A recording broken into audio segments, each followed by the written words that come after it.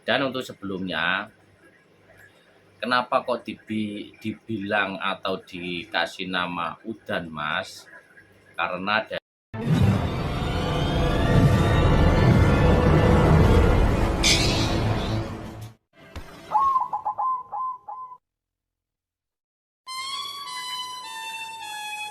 Assalamualaikum warahmatullahi wabarakatuh. Salam rahayu, salam sejahtera untuk kita semua. Baik kawan, selamat datang dan selamat berjumpa kembali di Wani Cukreng yang selalu mengajak sinau bareng. Dan untuk kali ini Wani Cukreng mau berbagi sedikit tentang perkutut udan mas. Udan mas ini berdasarkan dari ada banyak pertanyaan untuk kawan-kawan, ada yang bertanya tentang coba untuk keistimewaan dari katuranggan. Jangan hanya fisiknya atau bentuk-bentuknya seperti ini seperti itu. Dan ini Wani Cukreng mau berbagi ya untuk tentang menanggapi tentang keistimewaan. Nah, ini keistimewaan dari perkutut katuranggan udan mas. Nah, jadi perkutut katuranggan udan mas.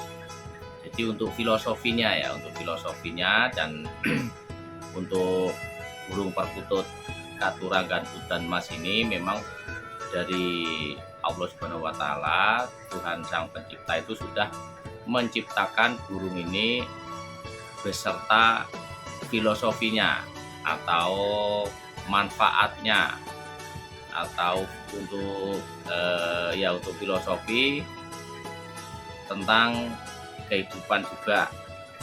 Kita bisa mengikuti dari nama katuranggan udan mas. Nah, jadi gini untuk kawan-kawan ya. Jadi perkutut udan mas itu untuk filosofinya itu dari kata nama udan mas.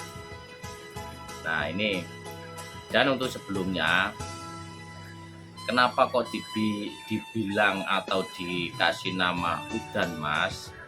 Karena dari bentuk katurangganya atau fisiknya, ciri fisiknya, ciri matinya itu yang ulesnya itu seperti emas atau berwarna kekuning semburat keemasan, atau ulesnya itu ules keemasan mengkilap. Nah, kalau di zaman dulu itu yang lokal alam itu sangat banyak, ya bukan sangat banyak tapi masih banyak ditemukan yang asli lokal alam. Tapi kalau untuk sekarang itu yang udan mas yang benar-benar semburat keemasan atau ulesnya keemasan itu sangat jarang, kecuali yang hasil dari ternakan atau hasil dari persilangan dari perkutut warna. Nah itu banyak yang dibilangnya ini udan mas, ini udan mas. Itu jadi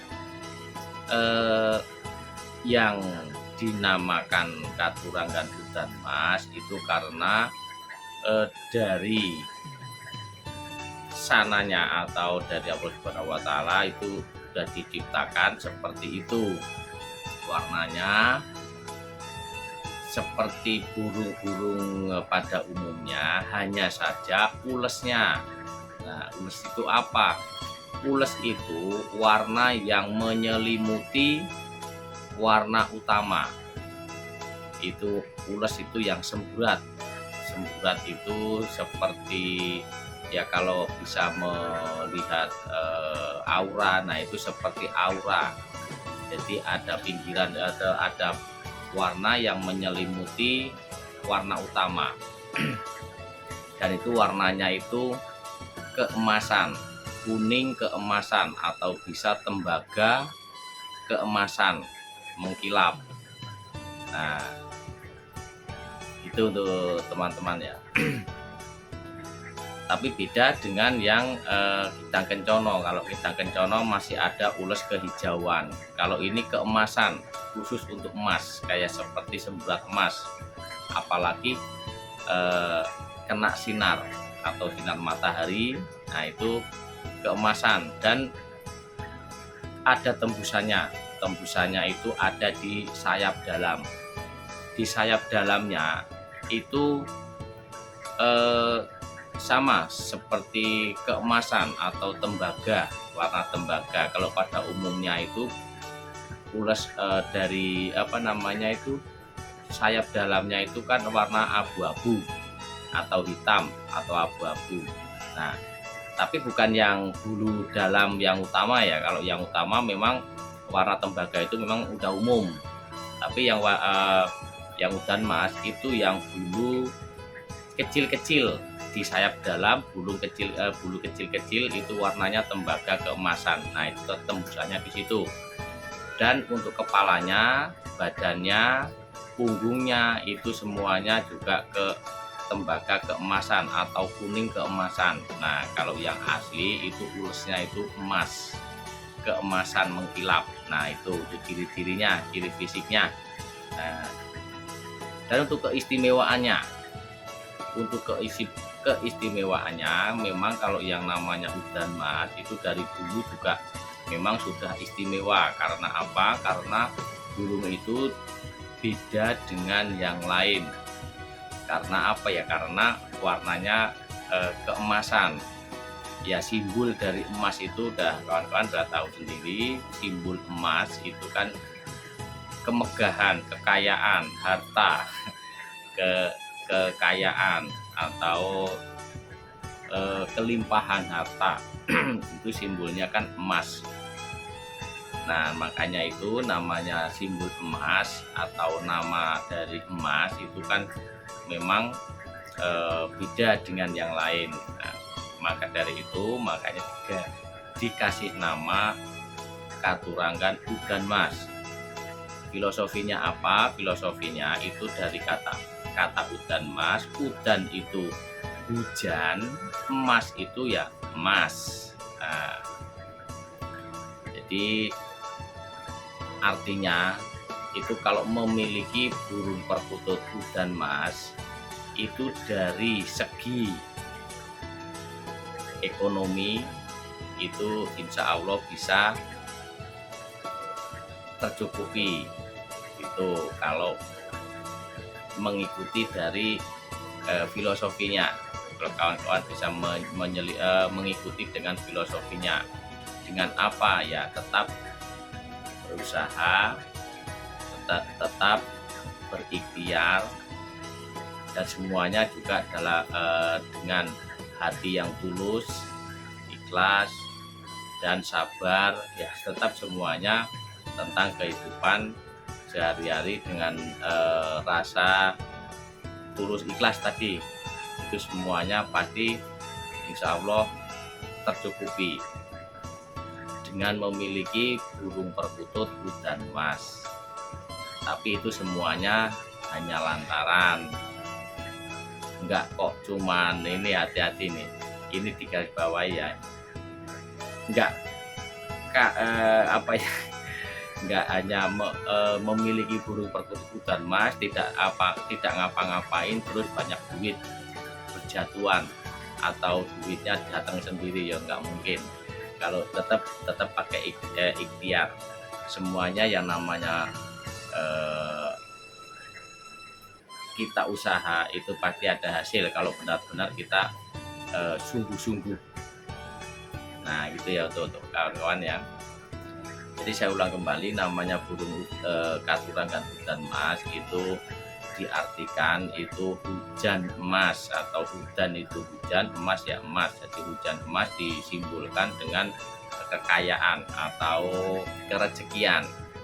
Nah, kenapa begitu ya? Karena kalau punya burung perkutut udan mas itu semuanya banyak yang diburu, dan untuk maharnya bisa berlebih. Nah, itulah yang namanya bisa membawa rezeki. Nah, udan emas itu membawa rezeki karena apa ya? Untuk segi dari harga maharnya itu bisa melebihi burung-burung yang lainnya, apalagi yang burung-burung yang biasa.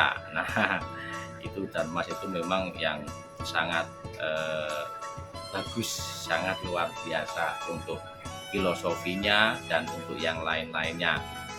Nah, gitu tuh ya untuk kawan-kawan. Jadi keistimewaannya yaitu beda dengan yang lain karena nama udan mas, dan untuk bulunya, burungnya itu juga seperti emas, semburat keemasan, beda seperti yang lain. Makanya itu untuk mahar itu biasanya lebih daripada yang lainnya.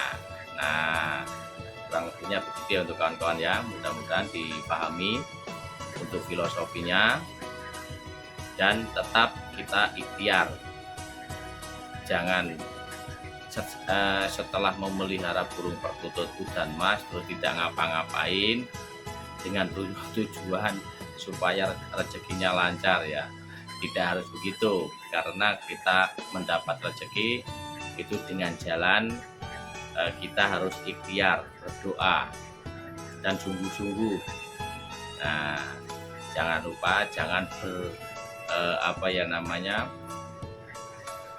jangan bertingkah laku yang aneh-aneh.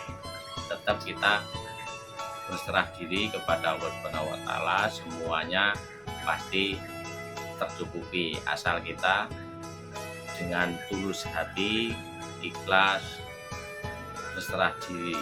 Nah, itu ya untuk kawan-kawan ya, kurang lebihnya begitu.